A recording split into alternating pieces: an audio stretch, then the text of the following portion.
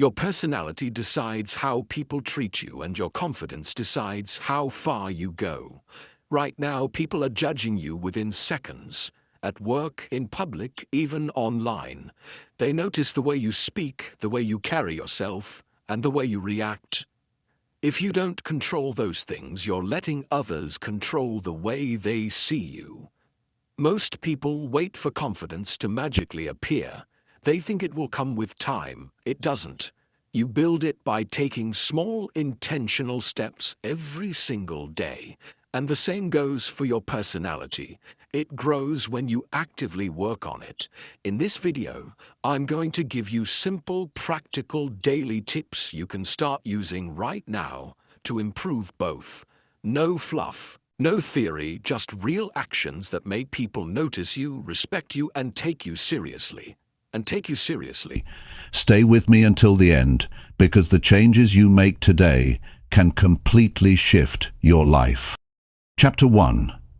Look people in the eyes when they talk.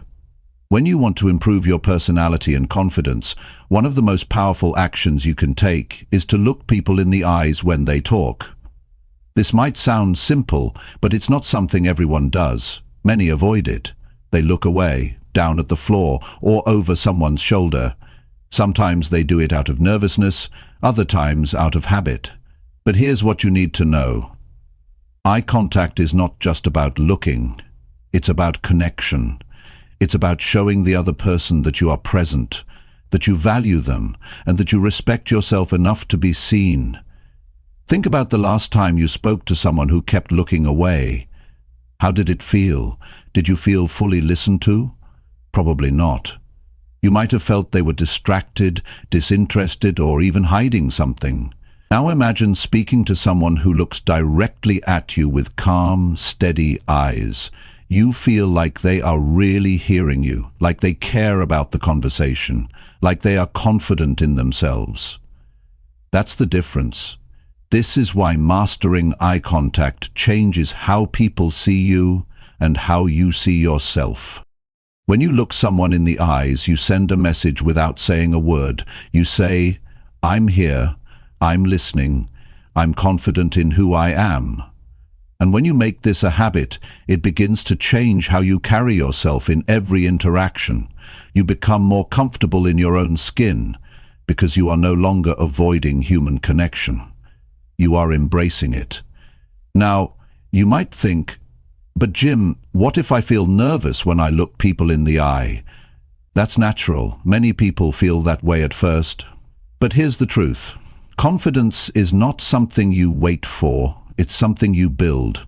If you wait until you feel completely confident to make eye contact, you'll be waiting forever. You start by doing it even when you feel nervous. You start small. Maybe you hold eye contact for just a few seconds at a time. Then you increase it. With practice, it stops feeling uncomfortable and starts feeling natural. Here's how you can start building this skill today. First, when someone speaks to you, turn your body slightly toward them. Remove distractions. Don't glance at your phone or around the room. Focus. Look into their eyes.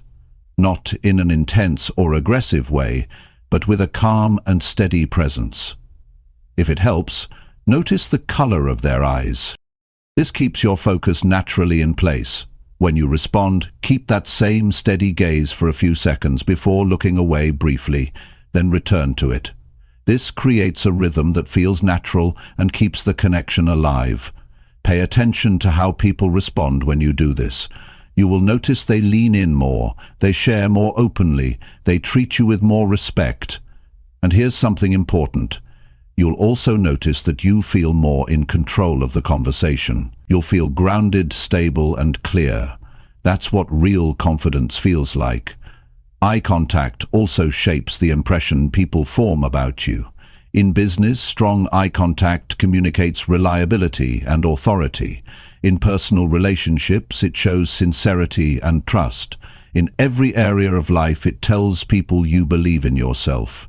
And the more you practice it, the more it becomes part of your personality. Of course, you don't want to overdo it. Constant, unbroken staring can make people uncomfortable. Confidence is about balance. You want enough eye contact to show presence and respect, but not so much that it feels unnatural. Think of it as being fully there in the moment, with no rush to escape the interaction. When they speak, your eyes tell them, "You matter to me right now." And when you speak, your eyes tell them, "I believe what I'm saying." Over time, this simple habit begins to reshape how you see yourself. You will notice you no longer shrink back in conversations. You no longer feel invisible in a group. You stop doubting whether you belong in a room. You start to feel that your voice matters. And because you feel it, others feel it too. When you walk into a room and meet someone's gaze, you make an immediate impression. People notice, they remember you. You stand out, not because you are loud or trying to take up space, but because you carry yourself with quiet certainty. You show that you are not afraid of being seen. This is one of the foundations of both personality and confidence. There's also a deeper benefit here. When you practice looking people in the eyes, you train yourself to stay in the present moment. When you practice looking people in the eyes, you train yourself to stay in the present moment. You are not lost in your head worrying about how you look or what to say next. You are engaged, you are aware, you are connected. And people feel it. This presence is magnetic. It draws people to you. It makes them want to spend more time with you. And that's how real relationships are built, whether personal or professional. If you struggle with shyness or self-doubt, this habit can help you break out of that shell. At first, it will feel like a conscious effort.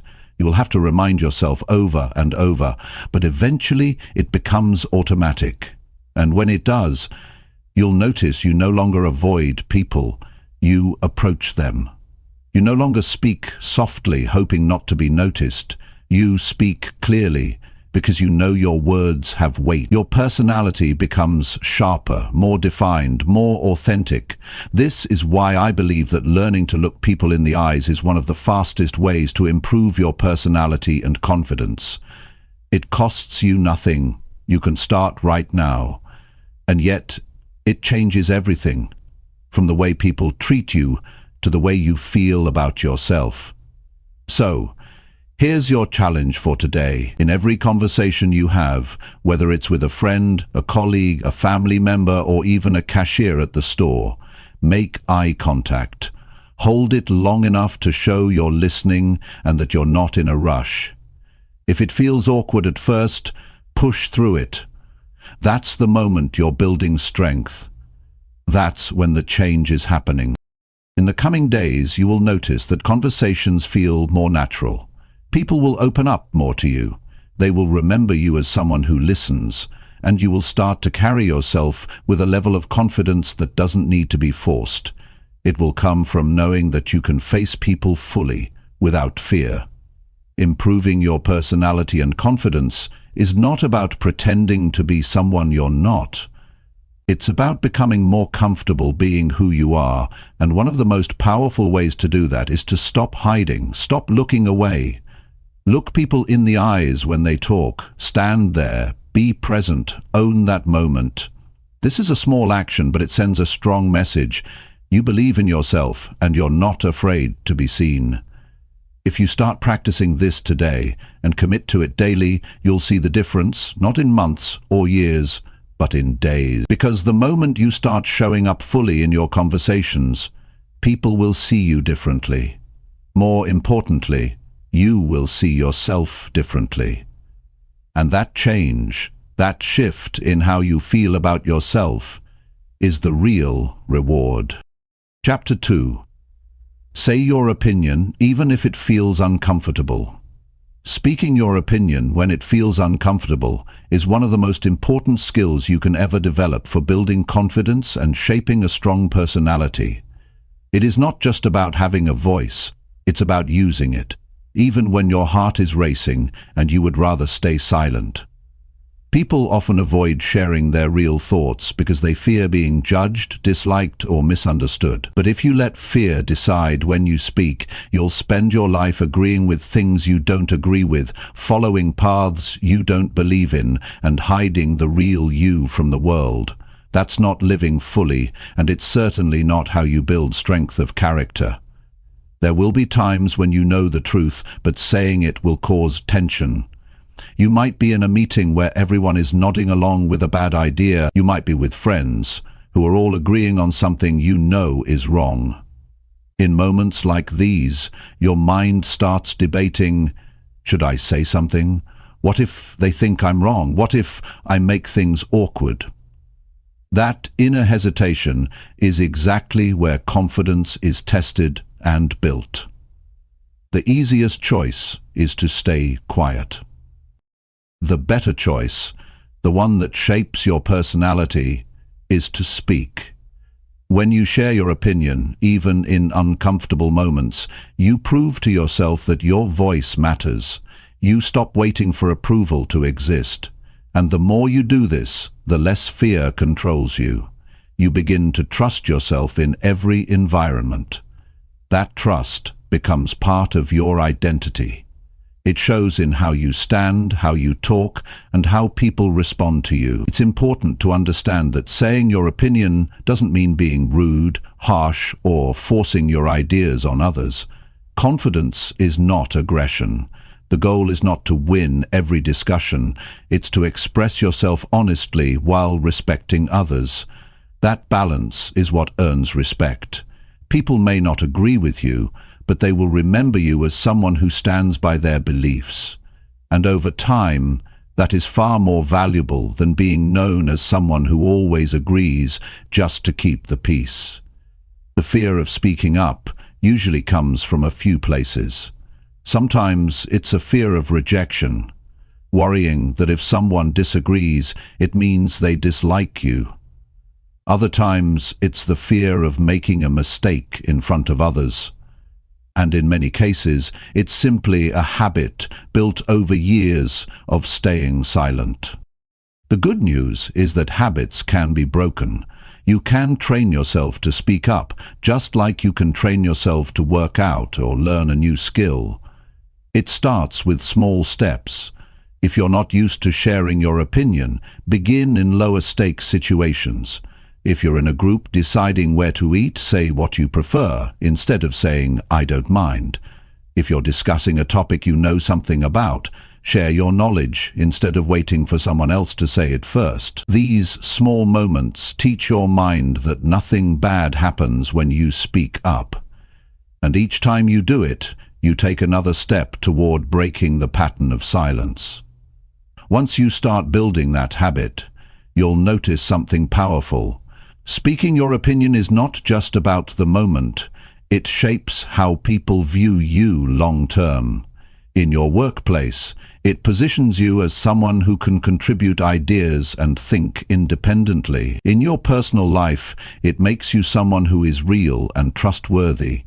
People can sense when you are authentic, and authenticity attracts respect. Now, there's another truth you need to accept.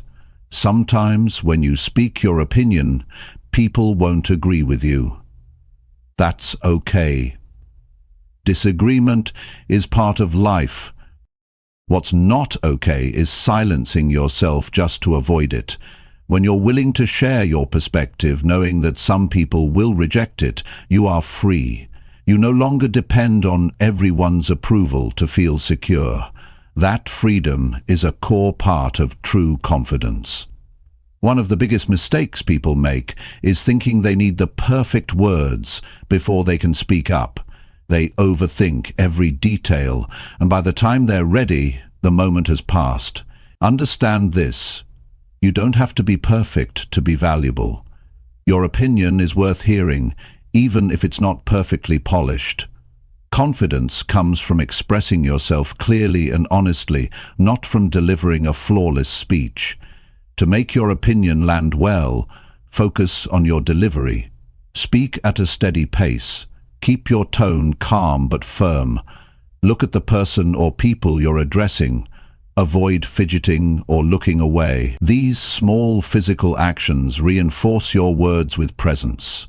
People don't just hear what you say, they feel how you say it. And when your presence matches your message, your words carry weight. Saying what you believe also changes how you see yourself. You start to feel more responsible for your own life. You stop waiting for others to take the lead. You stop letting situations pass by where your voice could have made a difference. This builds a sense of pride. Not the arrogant kind, but the kind that comes from knowing you didn't hide. That pride becomes a quiet source of strength you carry everywhere. There's also another benefit you may not think about. When you speak your opinion, you give permission for others to do the same. Many people stay quiet for the same reasons you might have. They're afraid of judgment, of awkwardness, of making a mistake. When you break that silence, you make it easier for them to follow. This creates better conversations, deeper relationships, and stronger teams. You will face moments where the discomfort of speaking feels overwhelming. Maybe your voice shakes. Maybe your heart races. That's not a sign to stop. That's a sign you're growing. Growth never feels completely comfortable. If you wait for the nerves to go away before you speak up, you'll stay in the same place. The courage to speak while nervous is what transforms you. One useful way to prepare yourself for uncomfortable moments is to think about your values ahead of time. Know what matters to you. If you are clear about what you stand for, it's easier to speak up when a situation challenges those values. You won't have to scramble to decide, you'll already know where you stand. This clarity makes your confidence stronger, because you're not just speaking randomly, you're speaking from a place of conviction. You should also understand that speaking your opinion is not about dominating a conversation, it's about contributing. That means you also have to listen. Confidence is knowing your opinion matters, but wisdom is knowing that others' opinions matter too. When you respect both, you become the kind of person people want to hear from, because they know you're not just talking, you're engaging. Over time, speaking your opinion in uncomfortable moments becomes less about courage and more about habit. You'll notice that you no longer hesitate as much. You'll begin to feel comfortable addressing a room, stating your position in a meeting, or expressing a different viewpoint among friends. What once felt like a risk will start to feel natural. The people who succeed in life are rarely the ones who always stayed safe and silent. They are the ones who are willing to risk being uncomfortable in order to be true to themselves. If you want to build a personality that stands out and confidence that holds up under pressure, you need to be one of those people. Start practicing today. The next time you feel that hesitation rising in your chest, the urge to stay quiet when you have something real to say, choose the harder option. Speak. Say your opinion clearly and respectfully. Then notice how you feel afterward. You'll realize the discomfort passes quickly, but the strength you gain stays with you. Do it again tomorrow, and again the next day. This is how you change who you are in the eyes of others, and more importantly, in your own eyes. Each time you speak your opinion, even when it feels uncomfortable, you are proving to yourself that your voice matters, that your presence matters, and that you have the courage to stand by what you believe. Over time, this will not just improve your confidence, it will become the foundation of the person you are proud to be. Chapter 3. Greet people first to show you are confident. Greeting people first is one of the simplest yet most powerful habits you can develop if you want to project confidence and leave a strong impression. Many people underestimate how much influence this one action has on how others see you and how you feel about yourself. When you take the initiative to greet someone, you are showing that you are open, approachable, and secure enough to be the one to start the interaction. You're not waiting to be noticed, you're taking the first step to connect. That sends a powerful signal to the world about who you are. Most people wait for others to make the first move. They look down at their phones, pretend to be busy, or wait until they're sure the other person will acknowledge them first. The problem with this approach is that it keeps you passive. It makes you appear uncertain, even if you're not. Confidence is about showing presence without hesitation, and greeting people first is a clear and direct way to do that. When you walk into a room and say good morning or hi, how are you before anyone else does, you set the tone. You're establishing the energy of the interaction from the start. People respond to that leadership. They see you as someone who is comfortable engaging with others. Over time, they begin to expect that you will be the one to bring warmth and positivity to a situation, and that reputation builds trust and respect. It's important to understand that greeting people first is not just about being polite, it's about influence. The first few seconds of any interaction often determine how the rest of it will go. If those seconds are filled with hesitation or silence, you lose an opportunity to shape the exchange. But when you greet first, you're controlling the first impression. You're saying without words, I'm comfortable here, I'm glad to see you, I'm ready to engage. Some people hold back because they feel awkward or fear being ignored. They worry that if they greet someone and don't get the same enthusiasm in return, it will be embarrassing. But that thinking comes from focusing too much on other people's reactions instead of focusing on the action itself. Confidence isn't about guaranteeing a certain outcome, it's about acting from your own strength regardless of how others respond. Even if someone barely acknowledges you, you've still sent the signal to yourself that you are capable of initiating. That self-message matters more than their reply. Greeting first also changes the way you carry yourself in daily life. You walk into spaces with more awareness. You're not just trying to blend into the background, you're participating. You're paying attention to people, noticing their presence, and acknowledging it. This awareness makes you sharper socially because you're not just thinking about yourself, you're thinking about the environment and the people in it. It's worth mentioning that the way you greet people matters. A weak or hesitant greeting can send the opposite message from what you intend. If you mumble or barely look up, you're not projecting confidence. The goal is to make your greeting clear, audible, and paired with genuine eye contact. Stand or sit upright. Speak with enough volume to be heard without shouting. Add a small, natural smile to show warmth. These details combine to create an impression that's both friendly and self-assured. This habit also creates opportunities. People remember those who acknowledge them. They remember feeling seen. If you consistently greet people first, you'll find that more people approach you, more conversations start naturally, and more relationships form. You'll become known as someone who's easy to talk to, and that reputation can open doors socially and professionally. In a workplace, greeting colleagues before they greet you can shift the culture around you. It reduces barriers, increases cooperation, and helps you stand out in a positive way. In social settings, it breaks the tension of unfamiliarity and helps others relax. Even in everyday public situations, a shop, a coffee line, a neighbor's driveway, a simple hello initiated by you can turn a silent moment into a connection. One key to building this habit is to make it automatic.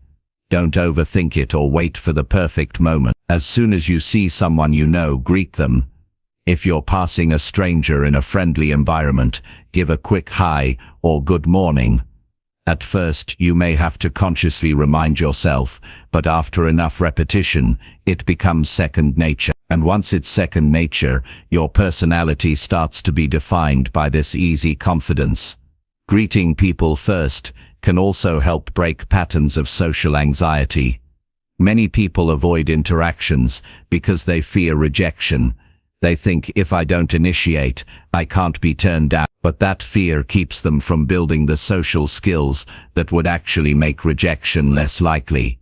By greeting first, you face that fear in small doses. You give yourself proof over and over that starting interactions is not as risky as your mind makes it seem. Over time, those small victories add up to a stronger self-image. You might also notice that when you greet people first, they often mirror your energy. If you greet someone with a clear voice and relaxed expression, they are more likely to respond in kind. This makes interactions smoother and more enjoyable. It also puts you in a position of subtle leadership because you've established the tone and pace of the exchange. For this to be most effective, your greeting should match the context. In a formal setting, you might use good afternoon or nice to see you. In casual settings, hey or hi, how's it going works well. The important thing is that it feels natural coming from you. If you force a greeting that doesn't fit your personality or the situation, it will sound insincere. Confidence is not about pretending.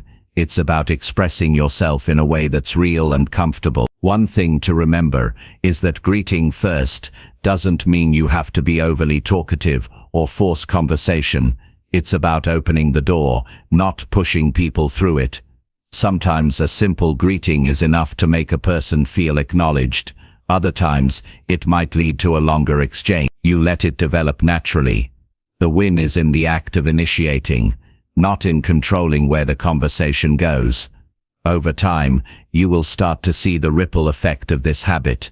People will greet you back more quickly. You'll find it easier to strike up conversation. You'll notice you feel more relaxed in group situations because you know you can handle those first few seconds with ease. And because you're comfortable taking the lead in those moments, your overall presence will feel stronger and more grounded. When you greet people first, you're also training yourself to be more outward focused. Instead of being caught up in your own thoughts or insecurities, you're paying attention to others. This shift in focus often reduces self-consciousness because you're no longer trapped in your own head. You're engaged with the world around you, and engagement naturally builds confidence. It's worth practicing this even with people you see every day. Don't assume familiarity replaces the need for a greet. Starting the day by greeting your coworkers, family members or friends sets a positive tone. It shows consistency in your character. People begin to associate you with positive interactions, and that association strengthens relationships over time. There is also a subtle but important internal effect. When you take the initiative to greet someone, you're making a small but intentional choice to act instead of react. This choice reinforces the mindset that you can take control of situations instead of waiting for them to happen to you. That proactive mindset, repeated over and over in small ways, builds a foundation for handling larger challenges with confidence. Greeting people first might seem like a small detail, but it's often the small details that shape how others experience you. Every time you choose to be the one to start the interaction, you are reinforcing the idea that you are comfortable, capable, and confident. And with each repetition, that idea becomes more true, not just in how others see you, but in how you see yourself. If you want to start building this habit right now, pay attention in your next few interactions. Look for the moment before someone else greets you, and step in first. Notice how it feels to take that initiative. At first, it may feel like a conscious effort, but soon it will become part of who you are. And once it's part of who you are, you won't even think about it. It will simply be how you show up in the world. By choosing to greet people first, you're not just being polite. You're shaping your identity as someone who is present, approachable, and unafraid to take the lead. That's the kind of confidence people notice without you having to announce it. It's visible in your actions, in the way you carry yourself, and in the way you make others feel. And when you consistently put that out into the world starts responding to you in a way that confirms exactly what you've been building, a strong, confident, and authentic personality. Chapter 4. Control your tone so people respect your words. The way you speak can decide whether people truly listen to you or simply hear your words without valuing them. It's not just what you say, it's how you say it. Your tone carries more weight than you might realize.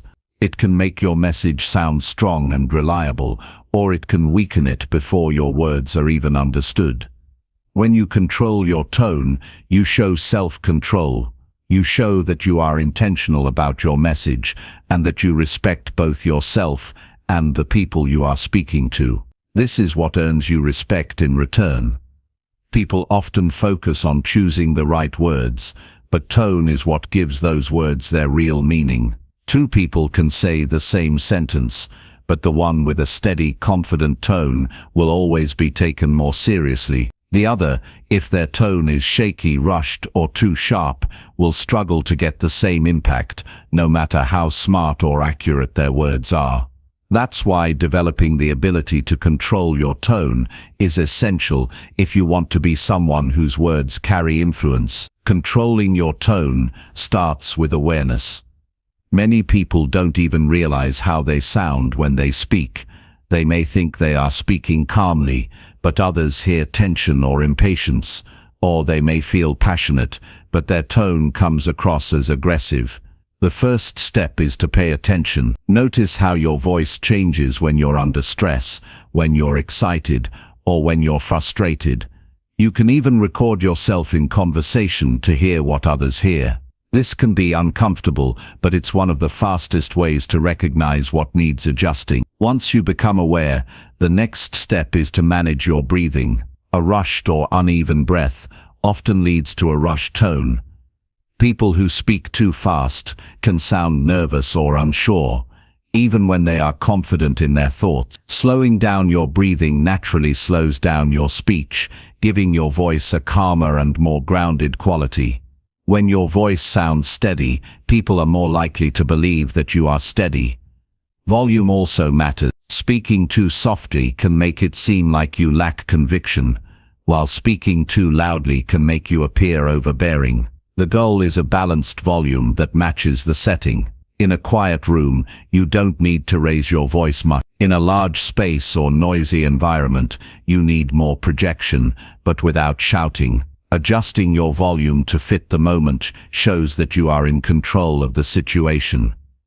Tone is also shaped by pace. A rushed pace can overwhelm listeners, while a slow, deliberate pace gives people time to absorb your message. It also signals that you are confident enough to let your words stand without racing to the end. People who rush often sound like they're trying to get the hard part over with. People who pace themselves show that they are comfortable being heard. The emotional quality of your tone can make the difference between building trust and creating resistance. If you speak in a tone that is calm yet firm, you encourage open conversation. If you speak in a tone that is sharp, sarcastic, or impatient, you create defensiveness, even if your words are reasonable. The best communicators choose a tone that matches their intent. If your goal is to persuade, your tone should be inviting. If your goal is to set a boundary, your tone should be clear and unwavering, but not hostile. One of the challenges in controlling your tone is keeping it consistent when emotions run high. Anger, frustration, and even excitement can push your voice to extreme. But in those moments, the person who keeps a controlled tone has the real advantage. When everyone else is raising their voice, the one who stays steady commands attention. This kind of control doesn't come from pretending you don't feel emotions. It comes from training yourself to respond instead of react. A useful habit is to pause before speaking in emotionally charged situations. That small pause allows you to choose your tone before your words leave your mouth. It may only take 2 or 3 seconds, but it can be the difference between saying something in a way that gets heard and saying it in a way that gets dismissed. In professional settings, this pause can keep you from sounding defensive. In personal situations, it can prevent arguments from escalating unnecessarily. Your tone also influences how people remember you after a conversation. If your tone is respectful and balanced, people will associate you with maturity and reliability. If your tone is often sharp or dismissive, they may avoid speaking to you unless they have to. The way you make people feel while you speak lasts longer than the specific words you used. Another way to improve your tone is to watch people who speak well. Pay attention to public speakers, leaders, or even colleagues who have a natural command when they talk. Notice how they use pauses, how they control their volume, and how they balance warmth with authority. You can learn a great deal by observing and then practicing these techniques in your own way. One mistake people make is thinking that controlling tone means sounding flat or emotionless. That's not the goal. You want to keep your natural expressiveness, but you want it to be intentional. A completely flat tone can make you sound disinterested, while uncontrolled highs and lows can make you sound unstable. The middle ground is where confidence lives, expressive enough to engage people, steady enough to earn trust. It's also worth noting that different situations call for different tones. A team meeting where you're motivating others requires more energy in your voice. A serious one-on-one conversation might require a softer, slower delivery. The ability to adjust your tone based on the situation shows adaptability, and adaptability is a form of intelligence people respect. The relationship between tone and respect is especially important when you're trying to influence decisions. Even the best ideas can be ignored if the tone used to deliver them is careless or dismissive. On the other hand, a well-controlled tone can make a modest idea seem more credible. People are more open to listening when they feel respected, and your tone is the first signal of that respect. In moments of disagreement, controlling your tone becomes even more critical. If you raise your voice or sound irritated, the other person will focus on your tone instead of your message. But if you stay calm and speak clearly, they have to engage with your actual point. This can be the deciding factor in whether a conversation ends in progress or in conflict. Developing control over your tone is not something you master in a day. It's built over time through repeated practice in both easy and difficult conversation. You can start right now by paying attention to your next few interactions. Notice how people respond to you. Are they leaning in and engaging, or do they seem closed off? If you see resistance, ask yourself whether it's your words or your tone that might be creating it. The more you practice, the more natural it becomes. Eventually you won't have to consciously think about adjusting your tone. It will happen automatically. This gives you a huge advantage in every area of life, because people will naturally respond to you with more openness and respect. You'll be able to speak your mind without unnecessary conflict. You'll be able to lead without forcing authority. A controlled tone also strengthens your inner confidence. Knowing you can handle any conversation without losing control of your voice gives you a steady kind of self-assurance. You stop worrying about being misunderstood because you know you're presenting your message in the clearest and most respectful way possible. And when you know that about yourself, you speak more often, you share more ideas, and you step into more opportunity. Every conversation is a chance to reinforce this habit. Whether it's a quick exchange with a stranger or a serious discussion with a colleague, make the choice to control your tone. Stand or sit upright, breathe steadily, speak at a pace that allows your words to land, and keep your voice steady. When you do this consistently, people will listen, not because you demanded it, but because you earned it. When people respect your words, they also respect you, and controlling your tone is one of the most reliable ways to make sure that happens. It's a skill worth developing because it serves you everywhere in your work, in your relationships, and in your personal growth. The more you master it, the more powerful your communication becomes, and the more influence you have in shaping your life. Chapter 5. Stand still when speaking to hold full attention. When you speak, every part of your body communicates something, even before people process the words you say. The way you move, the way you hold yourself, the way you stand, it all sends messages to the people watching and listening. If you want your words to carry weight, you need to create the conditions that help people focus entirely on them. One of the most effective ways to do this is to stand still while you speak. Staying grounded physically sends a message of self-control and certainty. It tells your audience, whether it's one person or a room full of people, that you are in command of your message and you are worth listening to. Many people don't realize how distracting unnecessary movement can be. They fidget, shift their weight from one foot to the other, tap their hands, or constantly adjust their clothes. Some pace back and forth without realizing it.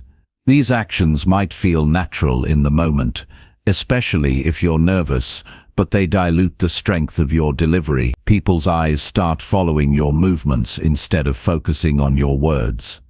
Their attention shifts from the content of your message to the way you're moving. By eliminating these unnecessary movements, you make it much easier for your message to land. Standing still does not mean being stiff or rigid. It means being stable, composed, and intentional with any movement you make. Your body should support your words, not compete with them.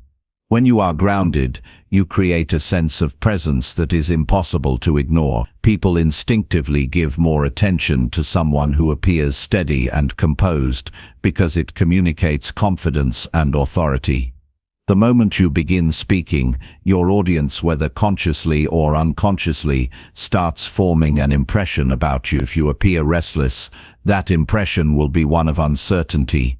If you are still, focused, and calm, that impression will be one of confidence. This is true in every setting: in a job interview, in a meeting, on stage, in a conversation with a friend, or even while introducing yourself to someone new. To stand still effectively, you first need to be aware of your own physical habit. Most nervous movement happens without conscious thought. The next time you speak, pay close attention to what your body does. Do you sway side to side? Do you rock on your heels? Do you cross and uncross your arms? Once you notice these habits, you can start replacing them with a grounded stand. Stand with your feet shoulder-width apart. Keep your weight evenly distributed. Relax your shoulders. Let your arms rest naturally at your sides when you're not using them to emphasize a point. This position not only looks confident, but also feels stable, which helps calm your nerves. Another key part of holding attention is using purposeful movement when you choose to move. If you step forward slightly while making a strong point, it feels intentional and adds emphasis. If you use a hand gesture to illustrate an idea, it draws the listener in. But when you move without purpose, it drains the power from your delivery. People should never feel like you're moving because you're unsure. They should feel like every movement adds something to your words. Standing still while speaking also helps you project your voice more effectively. Constant movement can make your voice sound uneven or rushed. A stable stance allows you to breathe properly, control your tone, and maintain a steady pace. This makes your message sound more deliberate and clear. When your audience hears that steadiness in your voice and sees that steadiness in your posture, they naturally pay closer attention. There's a psychological element to this as well. Stillness in the speaker creates stillness in the listener. When you are composed, you give the audience a reason to focus entirely on you. People sense when someone is fully present in the moment. They can feel when your attention is on the conversation rather than on your own discomfort. That presence is magnetic. It draws people in without you having to force it. It's important to remember that stillness is not about suppressing your energy. Energy is crucial to engaging people, but it should be directed into your words and facial expressions rather than scattered into restless movement. When your energy is focused, it amplifies the meaning of your words instead of competing with them. This is why some of the most compelling speakers in the world can stand in one spot and still hold the attention of hundreds of people. They channel their energy into their message, not into random physical actions. This habit is equally powerful in one-on-one situations. If you're speaking to someone about something important and you keep glancing away, shifting your position, or moving around, they might feel like you're distracted or unsure. But if you stand or sit still, look at them directly, and deliver your thoughts with calm certainty, they will feel the importance of what you're saying. That kind of presence makes people trust you more. Building the habit of stillness while speaking requires practice, especially if you tend to move a lot when nervous. You can start by practicing in low-pressure situations. When you're talking to a friend, focus on keeping your feet planted and your movements minimal. When you're explaining something at work, be aware of how you're standing. Over time, this awareness becomes natural, and your body automatically takes on a more grounded posture when you begin speaking. Stillness also helps you control the pace of the conversation. Movement can often speed you up without you realizing it, making your words feel rushed. When you are still, you have more control over the timing of your delivery. You can pause to let important points sink in, and those pauses will feel deliberate rather than awkward. This makes your communication more powerful because people have time to process what you're saying. In professional settings, this skill can set you apart. People who stand still when they speak often come across as more credible and trustworthy. They appear confident without being arrogant. They create an environment where people want to listen because there's no distraction from the message. In leadership roles, this is invaluable. If you can hold people's attention without relying on movement, your influence grows significantly. Stillness can also help you manage your own nerve. When you're physically grounded, your body feels more stable, and that stability helps settle your mind. Nervousness often shows up in restless movement, so by consciously reducing that movement, you signal to yourself that you are in control. This feedback loop works both ways. The more still you are, the more confident you feel, and the more confident you feel, the more naturally still you become. One common challenge people face is thinking they need to move to seem engaged. While movement can add energy, it should never replace the power of your words. If your message is clear, your tone is steady, and your posture is strong, you don't need constant motion to hold attention. In fact, unnecessary motion often takes away from your message rather than adding to it. Standing still doesn't mean you can't use gestures, but those gestures should have a purpose. A well-timed hand movement can emphasize a point. A small step forward can signal that something is important, but these actions should be deliberate, not automatic. When your movements are intentional, they enhance your communication rather than distract from it.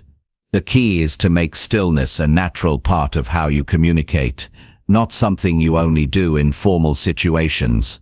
Practice it in everyday conversations until it becomes second nature. You'll find that people respond to you differently when you are still and focused. They'll listen longer, take your words more seriously, and remember what you've said. When you stand still while speaking, you're sending a silent but powerful message. You are confident in what you're saying, you are in control of the conversation, and you believe your words have value. People sense this immediately, and they adjust their own attention accordingly. Over time, this habit becomes one of the strongest tools you have for commanding respect and influencing others. The more you use this skill, the more you'll see its impact. You'll notice people leaning in to hear you better. You'll notice that interruptions happen less often because people are more engaged. You'll notice that your words have more weight because your physical presence supports them. And once you've experienced this effect, you'll understand why stillness is such a powerful form of communication. In every interaction, you have a choice. You can scatter your presence with unnecessary movement, or you can anchor it with stillness. The first keeps attention divided. The second keeps it centered on you.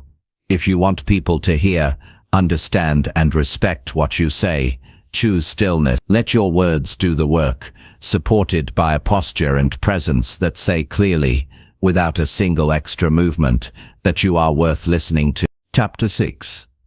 Challenge yourself daily with tasks you usually avoid. The fastest way to grow as a person and build lasting confidence is to face the very things you usually avoid. Everyone has tasks they push aside. They are often the ones that feel uncomfortable, intimidating, or simply inconvenient. but avoiding them over and over builds a pattern of hesitation. Each time you skip a challenge, you send yourself the message that you're not ready for it. Over time, that message becomes a belief, and that belief limits your growth. The only way to break it is to do the opposite. Take on those very tasks every single day until the fear or resistance they create no longer controls you. Challenging yourself daily doesn't mean trying to do something impossible. It means deliberately stepping into situations that stretch you, even if they're small. It could be making a phone call you've been putting off, speaking up in a meeting, trying a workout you've been avoiding, or learning a skill you've been telling yourself you're not good at. These actions may seem minor in isolation, but their real value comes from the habit they create. When you train yourself to face challenges instead of avoiding them, you rewire the way you approach life. The truth is, confidence is not built in comfort. It's built in the moments when you feel tension, when you notice that small voice telling you to step back, and you choose to move forward instead. The people who seem naturally confident are often the ones who have trained themselves to keep moving through discomfort. They've learned that the moment of hesitation is the exact place where growth happens. You might think that doing one difficult thing a day won't make much of a difference, but imagine what happens when you repeat that for weeks, months, and years. You'll face hundreds of challenges you once avoided. Each one will leave you a little stronger, a little braver, and a little more capable.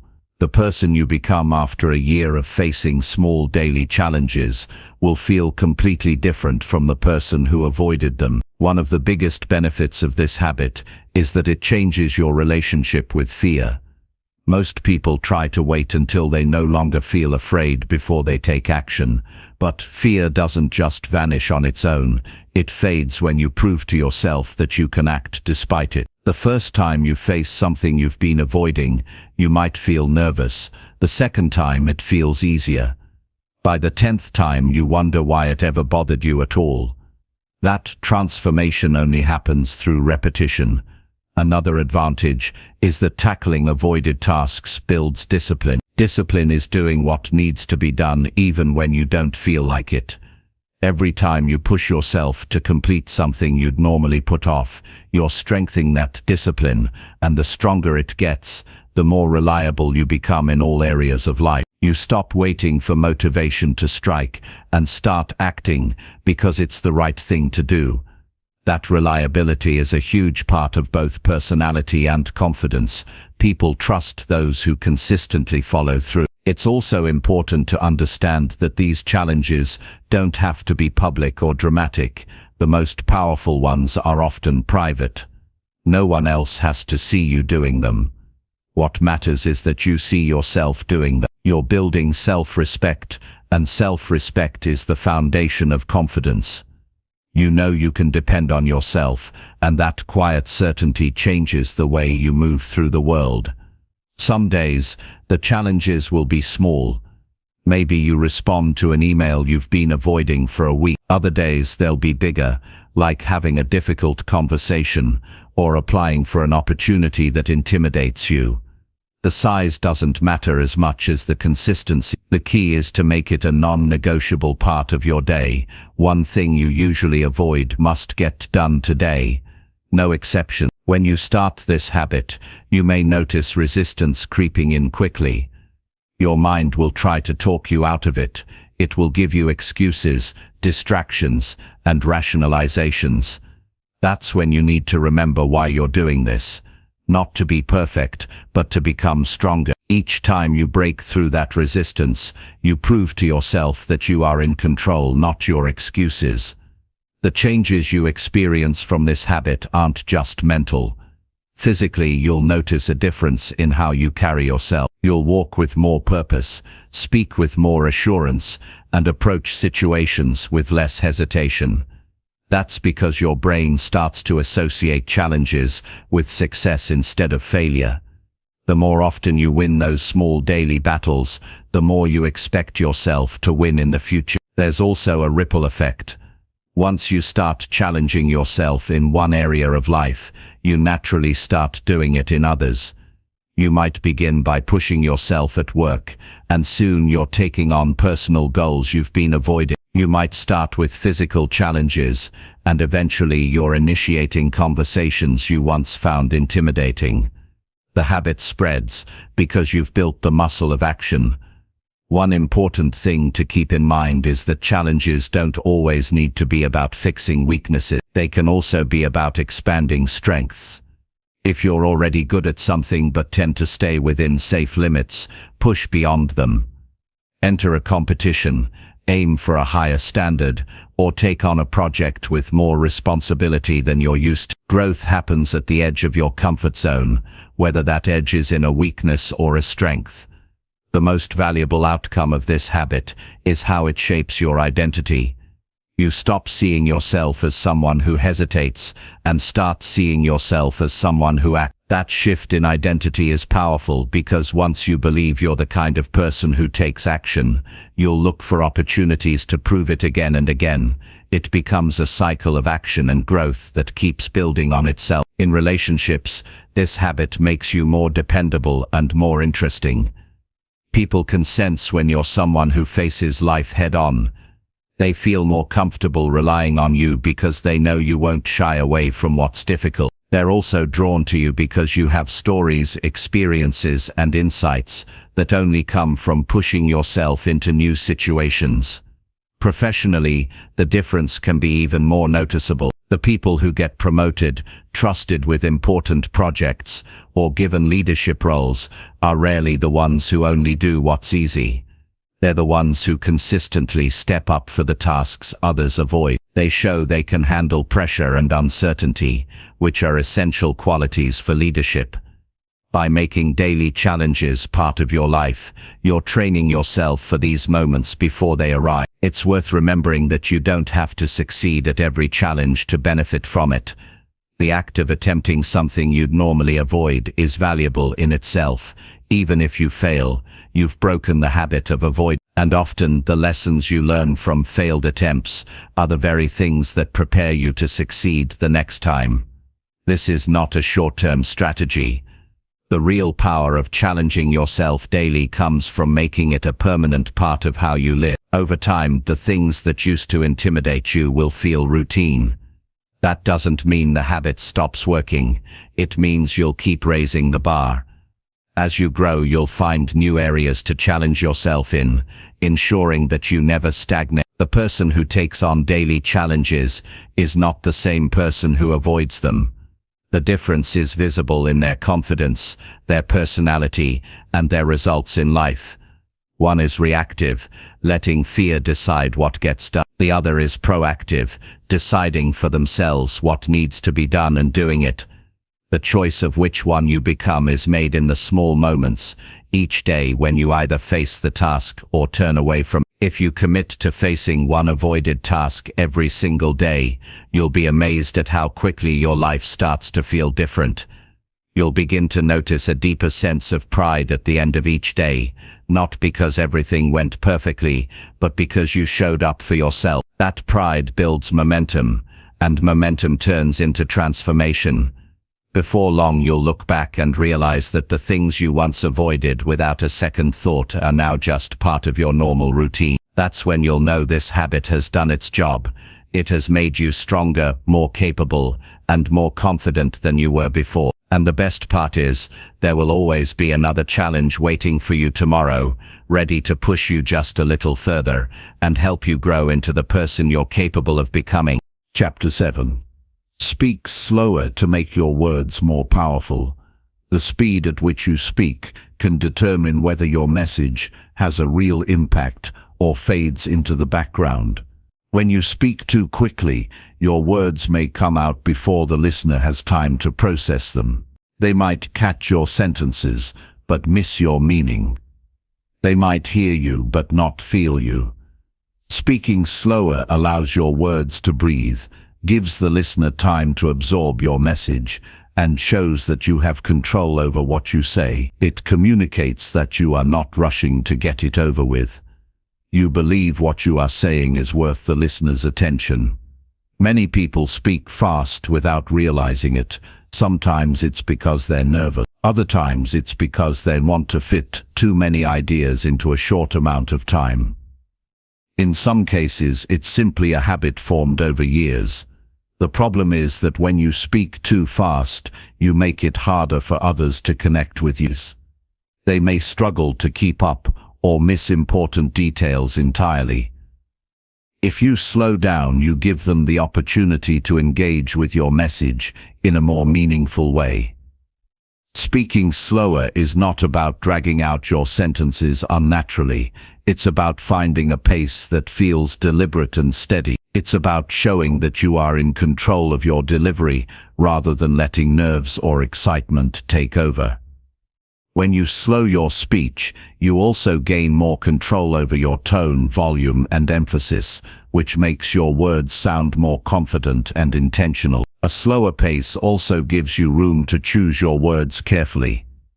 Instead of rushing from one thought to the next, you have time to make sure what you say is clear and precise. This makes you sound more thoughtful and prepared. Listeners tend to respect someone who speaks with purpose rather than speed, because it signals that you are confident enough to take your time. Another important effect of speaking slower is that it gives weight to your pauses. Pauses are powerful tools in communication. They allow your message to sink in, create anticipation, and draw attention to what comes next. If you rush through your sentences without pausing, you deny yourself this tool. But if you slow down and use pauses strategically, you can make key points stand out without needing to repeat them. Slowing your speech also reduces misunderstandings. When you speak quickly, words can blend together, making it harder for people to follow you. This is especially true in professional settings, where clarity is crucial. A steady pace ensures that your message comes through exactly as you intend it. It also gives your audience space to react and respond, turning a monologue into a conversation. If you've ever listened to someone who speaks with calm, steady pacing, you've probably noticed how it changes the atmosphere of the interaction. People tend to relax, they feel that they can keep up and that their time is being respected.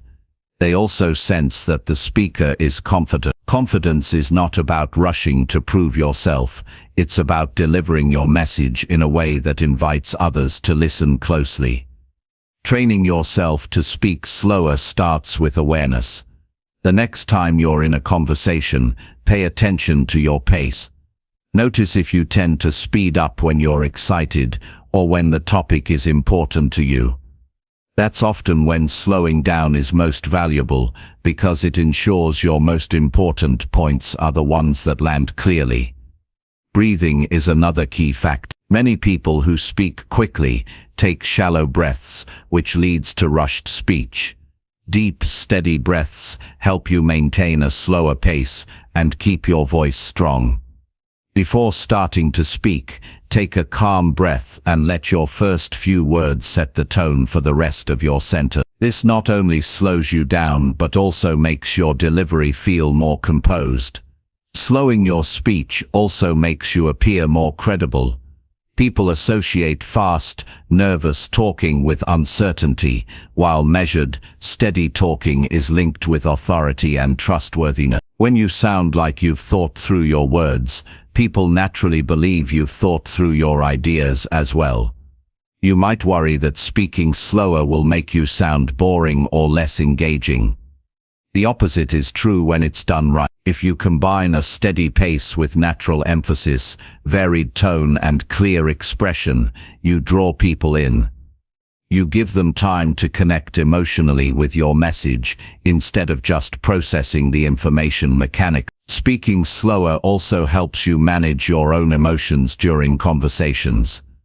In moments of conflict or stress, a slower pace keeps you from blurting out something you might regret. It allows you to maintain composure, even when the topic is difficult. This is one of the reasons leaders and skilled communicators often speak more slowly during serious discussions. They are controlling the energy in the room and showing that they are thinking as they speak. In social situations, speaking slower makes your conversations more engaging. When you rush through your sentences, you may unintentionally cut off opportunities for others to respond. A slower pace creates space for others to contribute, which makes interactions feel more balanced and connected. It also gives you the chance to pick up on non-verbal cues from the listener, such as their facial expressions or body language, which can guide how you continue the conversation. To make speaking slower a consistent habit, practice it in low-pressure situations first. Use it when telling a story to a friend, explaining a concept to someone, or even reading something aloud to yourself. Focus on enunciating each word clearly and allowing short pauses between ideas. Over time, this pace will feel natural, and you'll be able to use it in higher pressure situations without thinking about it. It's also helpful to remind yourself that silence is not your enemy. Many people rush because they are uncomfortable with even a brief pause, but silence, when used intentionally, can be one of the most powerful tools you have. It gives your listener a moment to think and makes them more attentive to what you say next.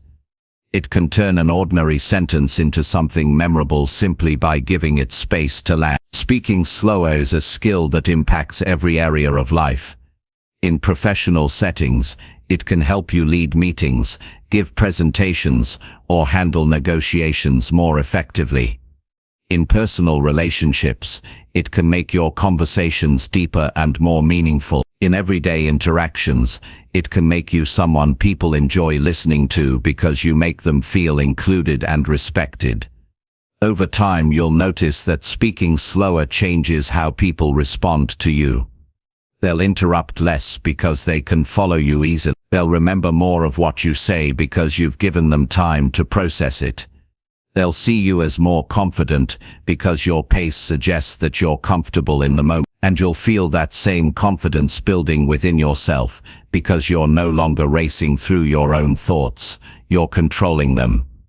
The ability to slow your speech is not just about communication, it's about presence. When you slow down, you're not just giving your listener more time, you're giving yourself more control. You're anchoring yourself in the moment, showing that you have nothing to prove by rush. That kind of presence is rare, and it's one of the qualities that make people want to listen to you again and again. If you commit to practicing this every day, you'll find that your words carry more meaning. Your ideas are taken more seriously, and your presence feels stronger in any room you enter. Speaking slower is not about changing who you are, it's about refining how you express yourself, so that the power of your message is never lost in the speed of your delivery. It's a small change with an extraordinary impact, and once you see how it transforms your interactions, you'll never go back to rushing through your words again. Chapter 8. Ask thoughtful questions to make conversations more meaningful. The quality of your conversations often comes down to the quality of the questions you ask. Most people spend more time thinking about what they will say next than they do about what they could ask. But the right question can open up a conversation in a way that no clever statement can. It can make someone feel heard, understood, and valued. When you ask thoughtful questions, you invite the other person to share more than just surface details. You give them the space to express what truly matters to them. That is how ordinary exchanges turn into meaningful connections. A thoughtful question shows that you are paying attention. It proves that you are engaged with what the other person is saying, rather than just waiting for your turn to speak. When you ask something specific, based on what they have just shared, you demonstrate that you care about the detail. That makes the other person more likely to open up further, because they feel safe knowing that you are genuinely interested. The mistake many people make is asking questions out of habit instead of intention. They rely on generic routine phrases like "how's it going?" or "what's new?" These may be fine as a greeting, but they don't encourage deeper conversation. A thoughtful question digs a little deeper without feeling intrusive. It gives the other person a reason to think before they answer, and that thinking leads to a richer exchange. For example, if someone tells you they've started a new job, you could respond with, "That's great. What do you like most about it so far?" That question invites them to share their feelings, experiences, and perspectives, rather than just giving a short factual answer. If someone mentions they've been busy, instead of saying, "Oh, that's good," you could ask, "What's been taking up most of your time lately?" These kinds of questions turn a brief update into a more meaningful conversation. Asking thoughtful questions also shifts the focus away from yourself and toward the other person. This is important because people naturally enjoy talking about their own lives, especially when they feel someone is truly interested. When you give someone that opportunity, they associate you with positive feelings. They remember that you made them feel valued, and this builds trust and rapport. The key is to balance curiosity with respect. Thoughtful questions are not about prying into personal matters or making someone feel exposed. They are about giving someone the chance to share more if they choose to. Pay attention to their comfort level and adjust your questions accordingly. If they seem hesitant, you can steer the conversation to a different topic or ask something lighter. Being able to read the other person is just as important as the question you choose. One of the best ways to practice asking thoughtful questions is to listen actively. This means not just hearing the words, but noticing the tone, the pace, and the emotions behind them. Often the most meaningful questions come from picking up on something subtle, a slight change in expression, a pause before answering, or a shift in energy. If someone hesitates when talking about a project, you might say, "It sounds like there's more to that story. What happened?" This shows you noticed more than just the surface. Another benefit of asking thoughtful questions is that it keeps conversations flowing naturally. Instead of jumping from topic to topic, you create a rhythm where one answer naturally leads to the next question. This keeps both people engaged and reduces awkward silences. It also makes you a better conversational partner because you are guiding the interaction without dominating it. In professional settings, thoughtful questions can set you apart as someone who is attentive and solution-oriented. If a colleague shares a challenge, asking "What do you think would make that easier?" not only shows you care, but also invites collaboration. In leadership roles, asking "What do you need most from me right now?" can strengthen relationships and improve teamwork. People are more likely to respect and follow someone who takes the time to understand their perspective. In personal relationships, these kinds of questions deepen emotional connection. Asking your friend, "What's been the highlight of your week?" or asking your partner, "What's something you've been wanting to talk about but haven't had the chance to?" can open the door to more honest and heartfelt conversations. These moments of openness build bonds that last far beyond the conversation itself. Thoughtful questions also help you learn more about the world and the people in it. Every person you meet knows something you don't. They have experiences, insights, and stories you've never heard. By asking the right questions, you tap into that knowledge. You see the world through different perspectives, which not only makes you more informed, but also more understanding. It's worth noting that asking thoughtful questions requires patience. Sometimes people need time to think about their answer. If you jump in too quickly with your own thoughts, you may miss the deeper response they were about to give. Silence is not something to fear in conversation. It can be a sign that the other person is reflecting, and that reflection often leads to the most meaningful answer. To get better at asking these kinds of questions, you can prepare yourself with a mindset of curiosity before entering conversations. Instead of thinking, "What should I talk about?" think, "What can I learn about this person?" This shift changes the way you listen and respond. It keeps you from defaulting to predictable questions and encourages you to adapt based on the flow of the conversation. Body language also plays a role in making your questions effective. If you ask something thoughtful but your eyes are elsewhere or your body is turned away, the question loses its impact.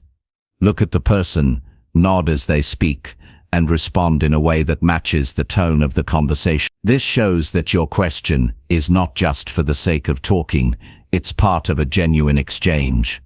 One of the most powerful outcomes of asking thoughtful questions is that it makes people more willing to ask you thoughtful questions in return. When you model genuine interest, others tend to mirror it. This creates a richer dialogue where both people feel equally invested in the interaction.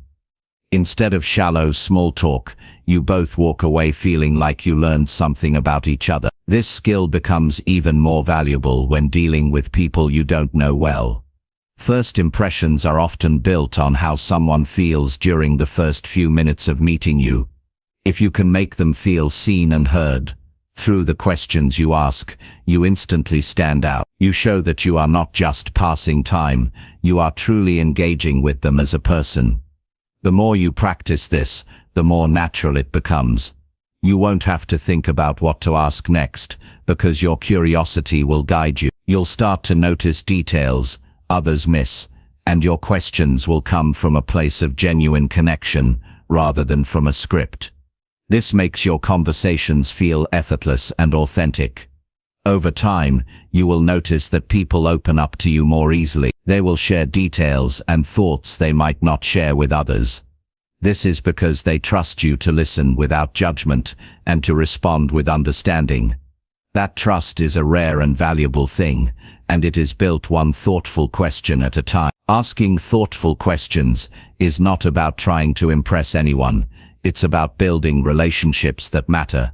It's about turning every conversation into an opportunity to connect, understand, and grow. When you approach interactions with this mindset, you not only make the conversation more meaningful for the other person, but also enrich your own life with new perspectives and deeper connection. If you make a habit of asking thoughtful questions every day, you will quickly see the difference in how people respond to you.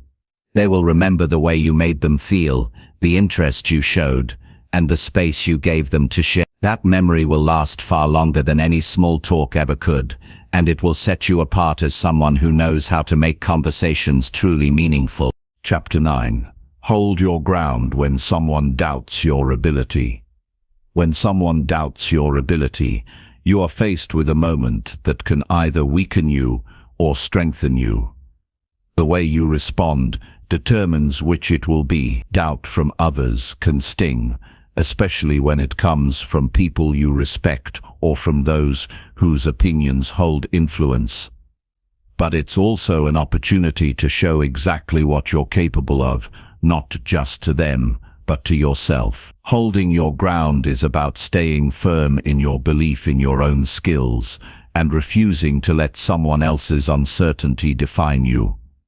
When a person questions your ability, they're often speaking from their own perspective, shaped by their own limits, experiences, or fears. That doesn't mean their judgment is accurate.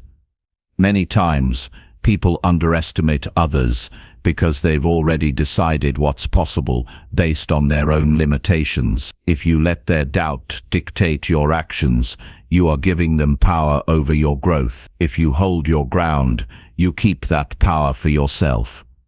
The first part of holding your ground is not reacting out of anger or insecurity.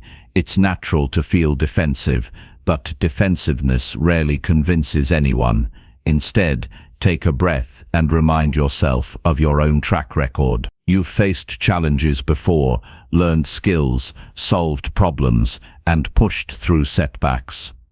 The person doubting you might not know the full story of what you've overcome, but you do. That knowledge is what you stand on when you refuse to shrink in the face of doubt. Sometimes, holding your ground means responding with calm confidence. If someone questions whether you can complete a task, you can acknowledge their concern without accepting their verdict. You might say, "I understand it. It might seem challenging, but I know I can handle it," and then prove it through your actions. You're not wasting energy trying to convince them with words alone. You're showing them through results. There will be situations where the doubt is not spoken directly, but implied through someone's behavior. They may overlook you for an opportunity, hesitate to trust you with responsibility, or subtly suggest that someone else might be better suited. In those moments, you still have the chance to demonstrate your ability by staying consistent and delivering strong work. Over time, consistent results are impossible to ignore. It's important to remember that not all doubt is malicious. Sometimes, people genuinely don't know what you're capable of because they haven't seen it yet. But whether the doubt is rooted in ignorance, caution, or underestimation, your approach is the same. Stand firm, do the work, and let your performance speak. If you crumble under doubt, you validate it. If you rise above it, you erase it. Holding your ground also requires being clear about your own standards. When you know what you expect from yourself, you won't be as shaken by what others expect of you. You won't need constant reassurance or permission to go after what you want. You'll operate from a place of self-trust, which is the strongest foundation you can have when others are unsure of you. There's another layer to this. Sometimes the person doubting you is yourself. Internal doubt can be even more damaging than external doubt because it works from the inside out. When external doubt meets internal doubt, it can stop you before you start. That's why building self-belief through preparation, skill development, and daily discipline is so critical. If you've done the work, you'll have the proof you need to push back against both your own fears and anyone else's. When someone doubts your ability in a public setting, the temptation can be to overcompensate, to prove yourself right then and there in an aggressive way. But the strongest position is often restraint.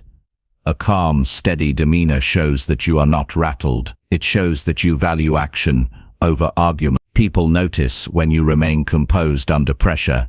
It sends the signal that you are capable of handling more than just the task at hand. You can handle the challenges that come with it. It's also worth recognizing that you don't need everyone to believe in you. You only need enough belief in yourself to keep moving forward. There will always be critics, skeptics, and people who fail to see your potential. If you stop every time you meet one, you'll never finish anything worthwhile. Part of holding your ground is accepting that some people will never change their minds, and that's fine. Your growth and success are not dependent on their approval. At times, doubt from others can be used as fuel.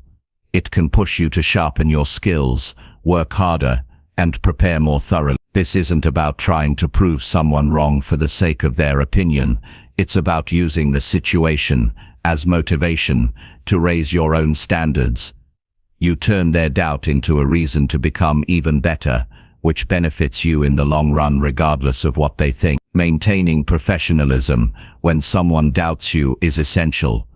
If you respond with hostility or sarcasm, you risk damaging your credibility. But if you respond with focus, persistence, and quality work, you strengthen it.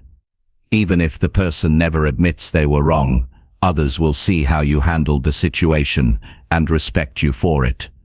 You should also be ready to back up your confidence with preparation.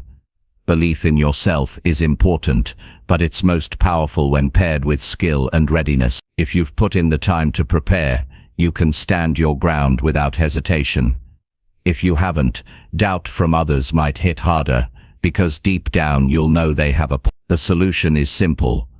Do the work ahead of time, so that when the moment comes, you can meet it without flinching. In some cases, holding your ground means asking for the opportunity to show what you can do. If someone is unsure about you, you can say, "Give me the chance to handle this, and I'll show you the results." This approach is proactive. You're not waiting for them to change their mind on their own. You're taking initiative to create the proof they need to. As you develop this habit, you'll notice that your resilience grows. Situations that once would have shaken you will start to feel manageable.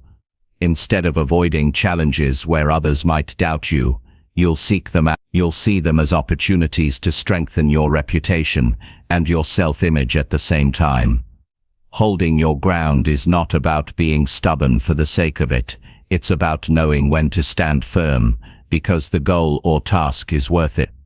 It's about understanding your own value and refusing to let someone else's limited perspective define your capabilities. The more you practice this, the more natural it becomes. You start to respond to doubt with action instead of emotion, and that shift is what builds lasting confidence. In the end, the most important opinion you have to manage is your own. If you can walk away from a situation knowing you stood firm, stayed true to your standards, and gave your best effort, you've won regardless of what anyone else thinks. That's the kind of self-assurance that doesn't fade, because it's built on proof you've given yourself again and again. The next time someone doubts your ability, take it as a signal to steady yourself, not to shrink. Speak clearly, act decisively, and follow through with the work. Show them through consistency and results that their doubt was misplaced. Even if they never say it out loud, they'll know. More importantly, you'll know. And once you've proven to yourself that you can hold your ground under doubt, you'll carry that strength into every challenge you face from that point forward. Chapter 10. Take the lead in situations where others hesitate. There are moments in life when a group is faced with a decision, a challenge, or an opportunity, and everyone looks around waiting for someone else to move first. These moments are not always dramatic. They can be as small as deciding where to go for a meeting, or as big as steering a team through a difficult project. In these situations, hesitation spreads quickly. People are afraid of making the wrong choice, of standing out, or of taking on responsibility that could bring criticism. But those are the exact moments where leadership is built. If you step forward when others stay still, you not only move the situation forward, you also show yourself and others that you are willing to take ownership when it matters. Taking the lead when others hesitate is not about trying to dominate or control every situation. It is about recognizing when progress depends on someone making the first move and having the courage to be that person. In many cases, the hesitation of others has nothing to do with lack of ability. It's about fear of judgment or uncertainty about the next step. By stepping up, you cut through that uncertainty and create momentum. People naturally respond to movement. Once someone takes the lead, it becomes easier for others to join in and contribute. This willingness to lead is noticed even if it's not always acknowledged out loud. In workplaces, leaders are often identified not by their titles but by their actions. When a problem arises and you are the one to suggest a path forward, people remember it. In social situations, friends and acquaintances gravitate toward those who make things happen instead of waiting for things to happen. Over time, this habit of stepping up creates a reputation. You become the person people look to when decisions need to be made. One of the reasons people hesitate is the fear of being wrong. The risk of failure can be paralyzing if you see it as a permanent mark on your credibility. But strong leaders understand that failure is not the enemy in action is. Even if the decision you make doesn't lead to a perfect outcome, it moves you forward and gives you information you wouldn't have had otherwise. That information can be used to adjust and improve, but without that first step, there's nothing to build on. Taking the lead also means accepting responsibility for the outcome, good or bad. This is where real confidence comes in. Anyone can speak up when they know their choice will be safe and successful, but it takes self-assurance to act when the result is uncertain. This is why leading in moments of hesitation builds more than just influence. It builds inner strength. You prove to yourself that you can handle the weight of responsibility and that self-knowledge makes you more decisive in the future. To lead effectively in these situations, you need to stay calm while others are uncertain. Panic or rushed energy will make people less likely to follow your direction. Instead, take a moment to assess the situation. Think about the most logical next step, even if you don't have the full picture yet. Then communicate clearly and act with purpose. When others see that you are steady and decisive, they are far more likely to trust your lead. It's important to remember that leading when others hesitate does not mean you have to have all the answers. Many people think leadership is about having the perfect solution right away, but in reality it's often about creating a starting point. You can say, here's what I think we should try first, and then adjust as new information comes in. This approach not only gets things moving, but also invites others to contribute without feeling the pressure of making the first move themselves. Over time, stepping up in moments of hesitation teaches you to be comfortable with uncertainty. Most people wait for clarity before they act, but clarity often comes after you've taken the first step, not before. When you learn to move despite uncertainty, you separate yourself from those who wait for perfect conditions. Perfect conditions almost never come, and if they do, they don't last. Progress belongs to those who act before they have every detail. Another key part of taking the lead is being willing to stand out. In moments of hesitation, the group blends together in stillness. The person who steps forward immediately stands apart, and not everyone is comfortable with that attention. But if you want to grow in influence, you have to be okay with being visible. Visibility brings both praise and criticism, and leadership is about being willing to handle both. This habit also creates personal growth far beyond the immediate situation. You begin to see yourself differently, not as someone who waits for direction, but as someone who can provide it. That identity shift changes the way you approach opportunities. You stop asking, will someone else handle this, and start asking, what can I do to move this forward? That proactive mindset leads to more achievements and deeper self-confidence. In professional life, the ability to take the lead in moments of hesitation is one of the traits most valued by employers and teams. It signals initiative, problem-solving ability, and reliability. In personal life, it can strengthen relationships because people trust you to step up when it matters. Friends, family, and colleagues start to see you as dependable, not just when things are easy, but when things are uncertain. One challenge you may face is the fear of overstepping. You might worry that by taking the lead, you're stepping into someone else's role or making people uncomfortable. The way to handle this is to focus on collaboration rather than control. You can say, here's what I suggest we do. What do you think? This shows that you're willing to act, but you're also open to input.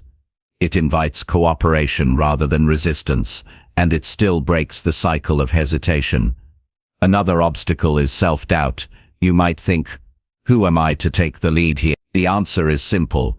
You're the person who's willing to see. That alone puts you ahead of the many people who wait for someone else to go first. You don't need to be the most experienced or the most knowledgeable. You just need to be willing to start. And that willingness is what builds experience and knowledge over time. Leading in moments of hesitation also strengthens your decision-making skills. The more you practice, the better you get at assessing situations quickly and choosing a course of action. You become more comfortable making decisions with limited information, which is a skill that benefits every area of life. And because you've built this habit, you're less likely to freeze when unexpected challenges arise. It's also worth noting that people often remember who took the lead in difficult or uncertain situations. They may forget the exact details of what happened, but they will remember the person who gave direction and created movement when no one else would. That memory can shape how they see you for years to come, influencing opportunities and relationships in ways you might not expect.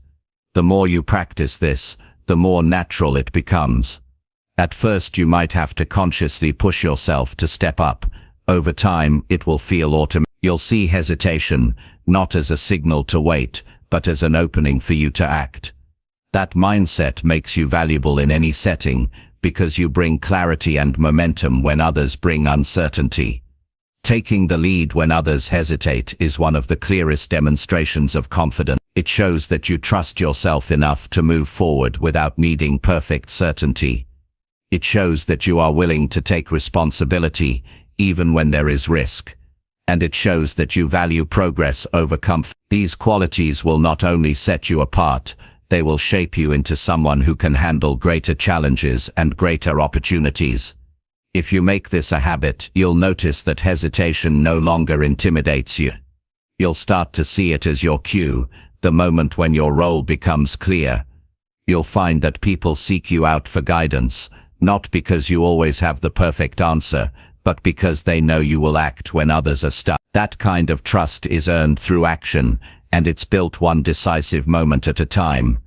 Every time you take the lead in a moment of hesitation, you are building your confidence, your reputation, and your ability to influence the direction of events. Those moments are not just about solving a problem, they're about shaping who you are, and the more you step into them, the more you become the kind of person who doesn't just watch life happen, but takes part in creating it.